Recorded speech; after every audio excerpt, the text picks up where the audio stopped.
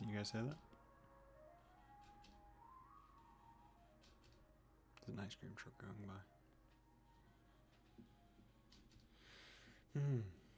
Sup, kids? How are you?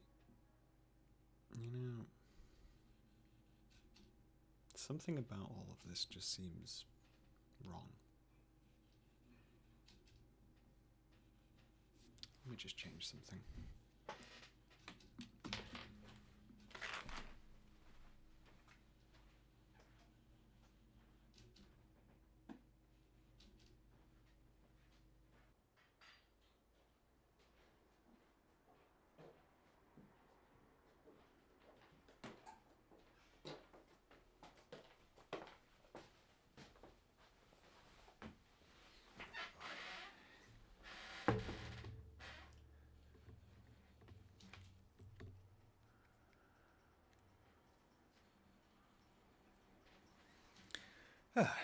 There we go.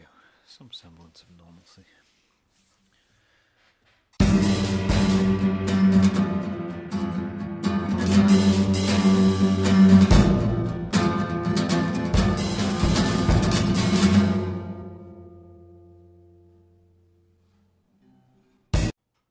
There's a single leaf just holding onto the tree outside. It's struggling, but it's still there. Sup, kids? How are you doing today? I'm doing well. You know what's awkward? I mean, me in social situations and generally, that's pretty standard. I think most people are pretty awkward in social situations, especially with strangers. There's no real avoiding it.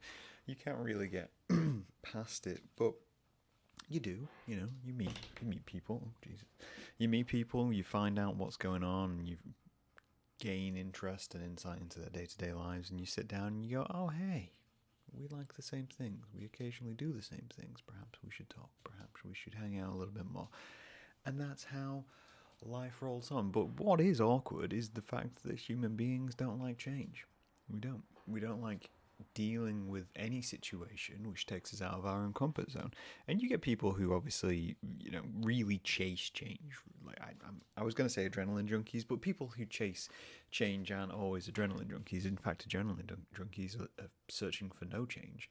They want the same feeling over and over again. That's why they're junkies, because you get a little taste and then you all of a sudden you're going to have a little bit more. A little bit more. Cocaine is awfully moreish. I wouldn't know. I've never taken cocaine.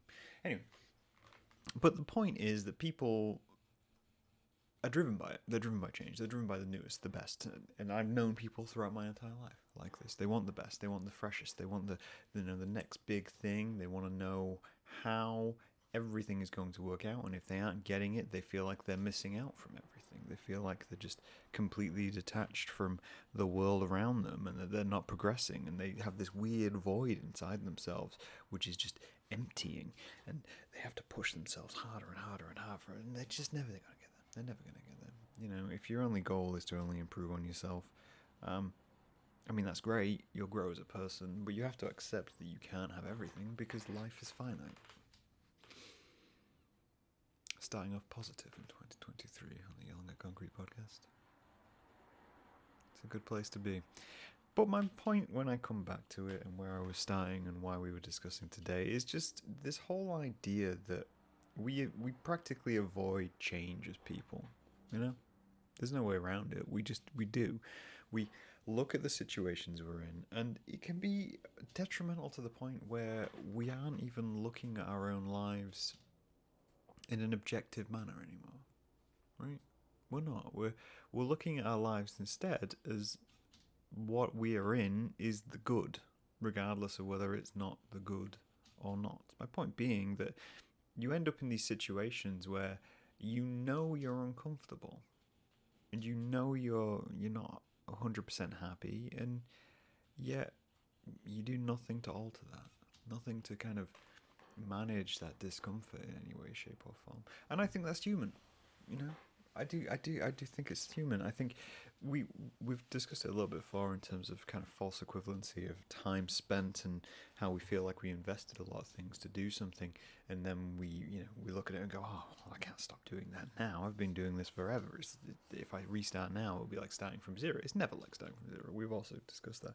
It's always starting from a percentile of a place of this is don't what I don't want to be doing. This is what I should be doing.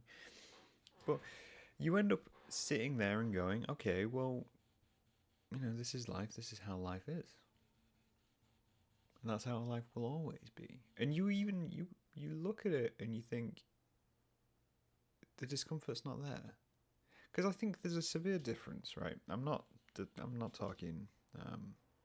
What is the word I'm looking for? I'm not talking depression. I'm talking a little bit depression, but I'm not talking depression as like a whole. I'm not even talking, dissatisfaction. What I'm talking about is we're not experiencing necessarily pain, right?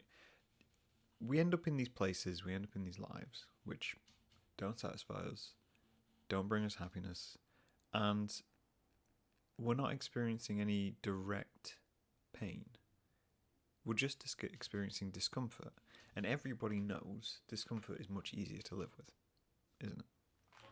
Like, you can be stood on a bus, you can be sat on a bus, you can be, you could be on top of a bus, you could lay down on a bus, you could do lots of things on a bus. Maybe you shouldn't do some things on a bus, but you can be in a bus and it can be uncomfortable. You can be, on a train and it can be uncomfortable. You can be overheating. You can be standing around kind of awkward, trying not to bump into the nice lady who stood next to you, or nudge the guy who's holding a cake, which you probably shouldn't have brought on the subway in the first place. But you can end up in that situation, but you're aware that it's only temporary, right?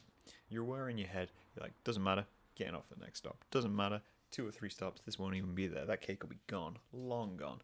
And your brain rationalizes that. So you can sit through discomfort. Same way you need to pee. You gotta pee. Gotta go do those things. Gotta go do the bathroom thing. You can sit there. You can not do it for a while. You'll be in discomfort. Yeah, sure. It'll escalate. That'll be one thing which escalates. But you just be in discomfort. Back pain, chest pain, little twinges in your bones, which you haven't noticed until you turned over 30, and suddenly now everything hurts and the world is collapsing around you. You can have all of these things, and you learn to essentially live with them.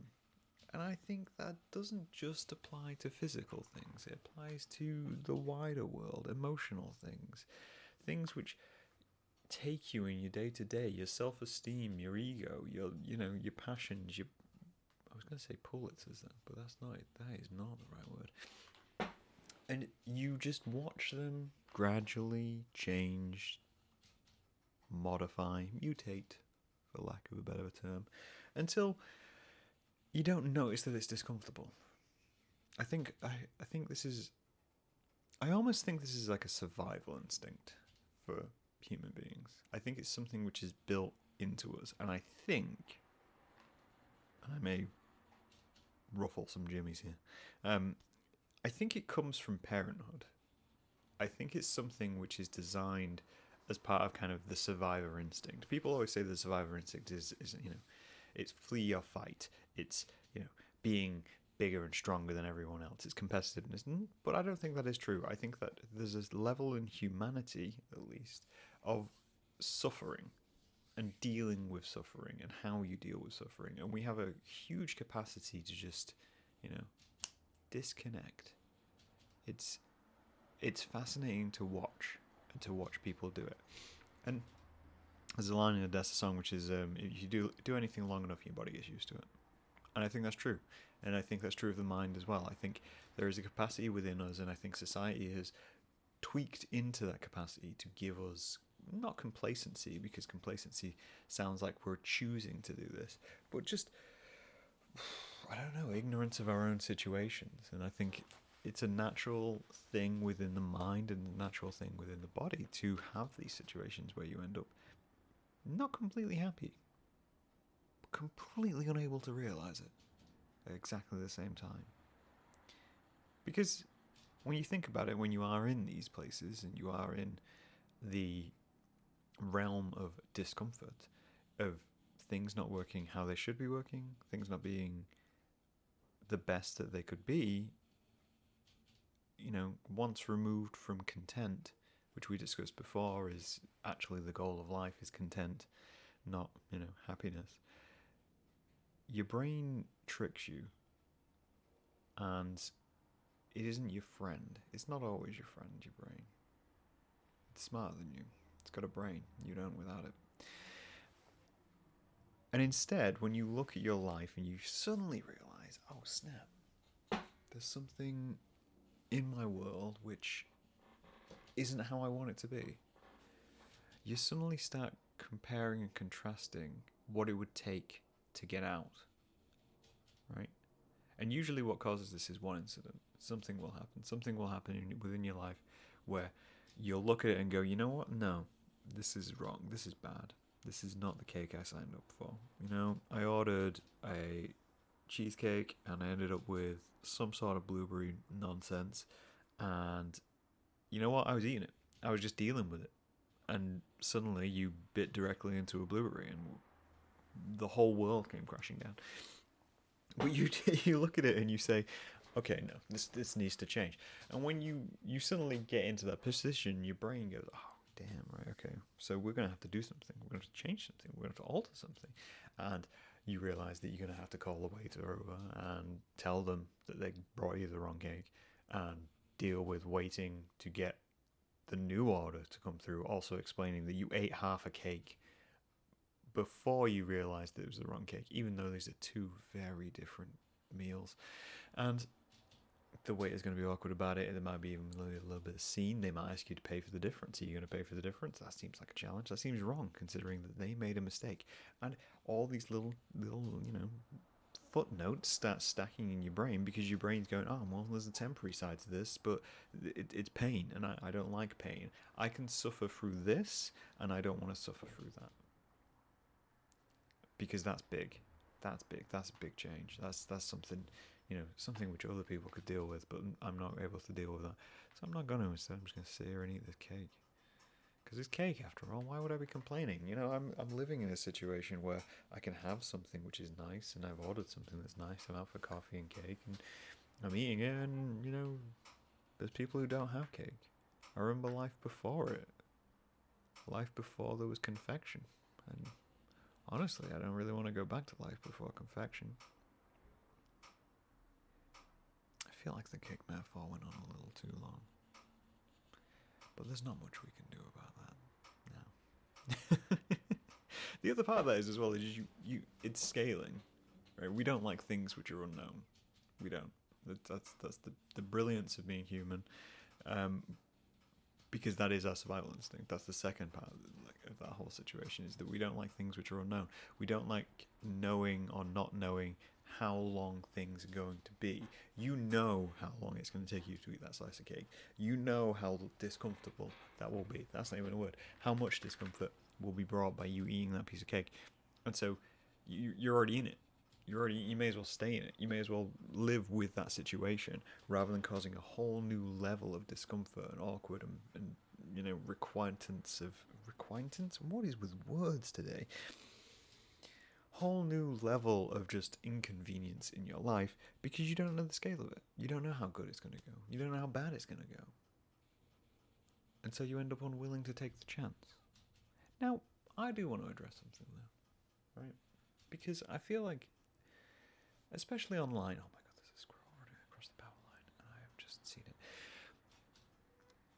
I feel like there's a whole thing online. I've seen a lot of TikTok recently. I'm not on TikTok, but everyone started posting TikToks on Instagram, and Instagram's pushing Reels, so you end up in this tragic cycle of nonsense. Content creators. People on there are all about inspiration. They're all about giving you simple answers to complex problems. They're all about pushing you to do something. Because pushing is good, right? Right? Pushing yourself, changing yourself, altering what you are is good, right? That's always good. No. That's a lie. That's terrible. That's wrong. Don't believe anyone who's pushing for that all the time. There's that bearded guy who's like in a tank top in a forest or something telling you to put down food. Nothing has made me want to eat more than watching that video. I don't have a problem with authority. I have a problem with abuse of power. I have gone off track. So, people look at you and they look at how your life is structured and they go, okay, well, you're in a bad situation. It's clear that you're in a bad situation. It's clear that, you know, you're struggling with the day-to-day of life. You have this thing in your life which you need to change. And then they see that you don't want to change it. They see that you're, you know, entrusted and encrusting yourself, cocooning yourself away from any kind of discussion from it. And they look at you with concern because they care. But I also feel there's an edge of they think that you're lazy. And they think that you must want it, right? You want to be in that situation which is bad for you. And you want to be in, you know, abuse and bad cake and everything else which comes along with it. Because if you know the situation you're in, especially if you're somewhat self-aware, and you don't do anything to change it, then it's your own fault, right? I think it's one of those attitudes which a lot of people have around homeless people. And it's just completely wrong. It's removing the rest of what's going on and removing the rest of your life and your mentality to break it down to, again, a simple line. They just want a simple solution. And I think, if anything, these podcasts and these discussions which we have prove there is no simple solution for anything. There's no clear one-way, one-cut answer to say this is how you must be doing things and this is why and how the world works. So we keep the long format and we keep going. Because the reality is, when you look at anyone's situation, is that you don't know the rest of anything. As human beings, we often don't do the best thing for ourselves, because the best thing for ourselves is scarier than the casual discomfort we're sitting in day to day. And it's only with support and help that we can change that. And I think it's important to remember that if you are in a situation which is discomfort, and you are in a situation where things aren't great, and you need some help to make that change, there are people out there who will want to help you. Not everyone's looking at you thinking, oh, well, you deserve it. Because you don't deserve it. You deserve to be content in life. And you deserve respect. And, you know, compassion. I think when you spend all day and all night fighting, and I mean, I'm not talking physical fighting, I'm talking, you know, mental fighting and exhausting yourself through whatever means, whether it be work, socially, mentally, as you prepare to go deal with whatever is part of your life. It's so easy to get exhausted. It really is. And to look at the next stage and think, I'm dealing with this every single day. And to change this is just something I don't have energy to do. Remember, there's people who will help you. And if you're self-aware enough to recognize the points where there's bad things and recognize your points of discomfort, you're very much capable of making that next change. I don't have an easy answer for anything. All I can tell you is that if you're going to make something big change, and you're going to make something which is hard soften, you need some very clear boundaries, clearly defined requirements of what's happening and what you need to happen. And to just start. Life's not always easy. Life's definitely not perfect. But it was never really meant to be. There's meant to be a mix of everything. That's the chaos of being human. I hope you're not going through too much discomfort, and I hope that if you do need to make a change, and life is looking at you and you're looking at it, and you're both kind of awkward, looking at the cake on the table, thinking, one of us didn't order this.